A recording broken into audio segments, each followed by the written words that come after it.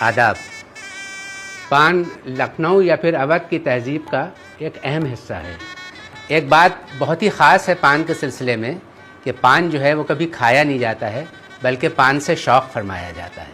کوئی بھی مہمان آئے یا کوئی بھی محفل ہو، آپ اس کے سامنے لوازمات چن دیے، سب کچھ آپ اس کے سامنے پیش کر دی، لیکن اگر آپ نے پان اس کو جو ہے پیش نہیں کیا تو وہ بد تہذیبی میں آتا تھا۔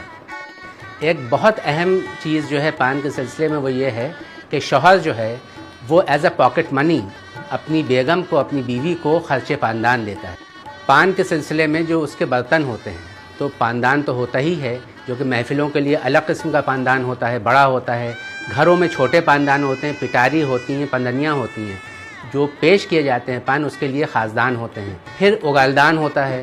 اگالدان جو ہے جس وقت پان نوش کرتے ہیں اور اگال آپ کو تھوکنا ہوتا ہے تو اس کے لیے بھی ایک طریقہ ہوتا ہے کہ آپ نے اگالدان کو اٹھایا اور اس طرح سے آپ اگال جو ہے وہ تھوک رہے ہیں، جس سے کہ وہ تھوکتے ہوئے وہ سامنے والے کو دکھے نہ۔